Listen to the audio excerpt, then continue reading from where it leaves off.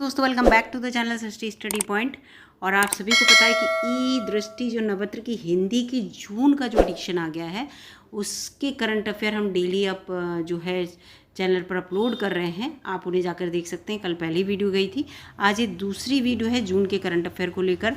और बहुत इंपॉर्टेंट आज का टॉपिक है। आज मैं एक ही टॉपिक आपके लिए इस समय बताऊंगी। वीडियो छोटी सी होगी लेकिन बहुत इंपॉर्टेंट टॉपिक है। जी हाँ, नवनिर्मित संसद भवन राष्ट्र को समर्पित। ठीक है, इसके बारे में हम बात करेंगे क्योंकि इंडिया में आपको पता है संसद भवन नया बन गया है, उसकी बिल्डिंग पूरी नई बन गई है। उसके बारे में इस बुक में बहुत अच्छे से दे रखा है।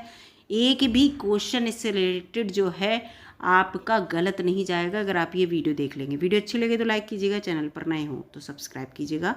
ठीक है, अब इसके बारे में देखिए, क्वेश्चन तो देखिए हम आपको पढ़ के सुना दे रहे हैं पहले कि 28 मई 2023 को प्रधानमंत्री नरेंद्र मोदी ने नवनिर्मित संसद भवन को राष्ट्र को समर्पित किया। इससे संबंधित कथनों पर विचार करना, इस टाइप से आपका क्वेश्चन आ सकता है। पूरा ये क्वेश्चन मैं डिटेल में बताऊंगी क्योंकि ये क्वेश्चन मुझे ऐसा लग रहा है कि किसी ना किसी एग्जाम में आपको इससे रिलेटेड क्वेश्चन ज़रूर देखने को पड़ेगा। और किसी ना किसी नहीं, मुझे लग रहा है जो भी आगे आने वाले एग्ज़ाम होंगे हर किसी एग्ज़ाम में एक दो क्वेश्चन आपको देखने को मिलेगा।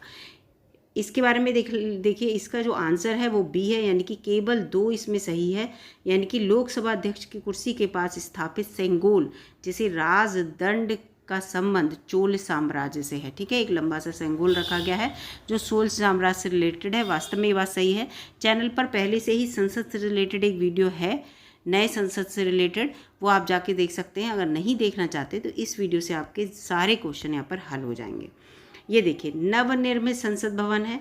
देखिए, प्रधानमंत्री नरेंद्र मोदी जी ने इसको राष्ट्र को समर्पित किया। 28 मई 2023 को समर्पित किया। इसको याद कर लीजिएगा। कुल लागत 970 करोड़ रुपए आई। अब इसके बारे में यहाँ पर पढ़ लेते हैं संसद भवन के बारे में। यह जो है वो 64,500 वर्ग मीटर में फैला एक 4 मंजिला ढांचा है। इसको याद कर लीजिएगा। इसे सेंट्रल विस्टा प्रोजेक्ट के तहत निर्मित किया गया। सेंट्रल विस्टा प्रोजेक्ट मैंने अपनी वीडियो में अच्छे से बताया है, जो एक चैनल पर ऑलरेडी वीडियो है उससे रिलेटेड। ठीक है, उसमें राष्ट्रपति भवन से लेकर पूरा इंडिया गेट तक का जो रास्ता है ये सेंट्रल विस्टा के अंतर्गत आएगा। इसके आसपास जो भी चीज़ बनेगी उससे रिलेटेड है। ठीक है, राष्ट्रपति भवन से लेकर इंडिया गेट तक, याद रखिएगा। इसकी डिज़ाइन अहमदाबाद के प्रसिद्ध वास्तुकार विमल हसमुख पटेल द्वारा किया गया है। ये क्वेश्चन भी आ सकता है, इस क्वेश्चन को भी रट लीजिएगा कि किसके द्वारा जो है इसको डिज़ाइन किया गया है। इसे टाटा प्रोडक्ट लिमिटेड द्वारा बनाया गया है। पुराने संसद की तरह इस नए संसद में सेंट्रल हॉल नहीं है। ये क्वेश्चन आ सकता है, क्या चीज़ नए संसद में नहीं है जो कि पुरानी संसद में थी। बैठने की क्षमता कितनी है? तो 1224 सदस्यों की बैठने की जो है इसमें कैपेसिटी है। यानी कि जो सांसद होंगे, सारे राज्यसभा और लोकसभा के इकट्ठे सांसद एक जगह बैठ सकते हैं। ये यहाँ पर जो है पूरी इसकी व्यवस्था है। अब इसके उद्घाटन के बारे में पढ़ लेते हैं। उद्घाटन के दौरान प्रधानमंत्री जी ने क्या किया? लोकसभा उपाध्यक्ष की कुर्सी के पास, ठीक है, सेंगोल राजदंड के रूप में स्थापित किया। यहाँ पर अध्यक्ष लिख लीजिएगा। ठीक है, अध्यक्ष, लोकसभा अध्यक्ष की कुर्सी के पास सेंगोल या राजदंड स्थापित किया। 75 रुपये का स्मारक और डाक टिकट जारी किया गया। ये भी इम्पॉर्टेंट है, कितने रुपए का डाक टिकट जारी किया गया। अब सेंगोल के बारे में यहाँ पे पढ़ लेते हैं। इसका संबंध जो है वो चोल साम्राज्य से है। हाथ से उत्कीर्ण नदी इसके शीर्ष पर विराजमान है। ठीक है, सेंगोल में क्या क्या है, सेंगोल का चित्र आप मेरी वीडियो में जाके देखिएगा। इस तरह का एक दंड है और यहाँ पर इस तरह का ये सारी विराजमान है सब कुछ। इसी को लोकसभा अध्यक्ष की कुर्सी के पास रखा गया है। यह शब्द जो सेंगोल शब्द है तमिल शब्द सेम्मई से लिया गया है, जिसका अर्थ होता है नीति परायणता। नीति परायणता यानी कि आप सही से निर्णय करेंगे, पूरी नीतिगत निर्णय करेंगे। यह अंग्रेज से भारत को एक सत्ता हस्तांतरण का प्रतीक के रूप में मिला था। ठीक है, जब अंग्रेजों ने पंडित जवाहरलाल नेहरू जी को सत्ता हमारी दी थी, 1947 में हमारा देश आज़ाद हुआ था, तो ये कहा गया था कैसे पता चलेगा कि अंग्रेजों से सत्ता भारतीयों के पास आ गई है। तो ये सेंगोल ही जो है वो सी राजगोपालाचारी जो थे हमारे आखिरी कौन थे वो गवर्नर जनरल, अंग्रेज जो गवर्नर जनरल थे उनके बारे में बात कर रही हूँ मैं। उन्होंने जब हमारे वो पंडित जवाहरलाल नेहरू जी को सत्ता हस्तांतरित की, तब ये सेंगोल उनको प्रतीक के रूप में दिया था। ठीक है, इसे देश के प्रथम प्रधानमंत्री, देखिए पूरा लिखा है, प्रथम प्रधानमंत्री जवाहरलाल नेहरू को 14 अगस्त 1947 की राज्य को अपने आवास पर तमिलनाडु के थिरुवदुवराई आधीनम मठ से विशेष रूप से आए आधीनमों यानी कि पुरोहितों द्वारा, जो पुरोहित होते हैं उनके द्वारा इसे ग्रहण किया गया था। वहाँ से ये मंगाया गया था सत्ता हस्तांतरण के प्रतीक के रूप में इसको इस्तेमाल करने के लिए। अगला इसके बारे में यहाँ पर पूरा लिखा है, देखिए पूरा मैंने आपको डिटेल में बताऊंगी। अंग्रेजों से सत्ता हस्तांतरण के समारोह में इस्तेमाल किए जाने के बाद से इसे इलाहाबाद, अब जिसे प्रयागराज कहते हैं, के आनंद भवन में संग्रहालय के रूप में नेहरू गैलरी में रखा गया था।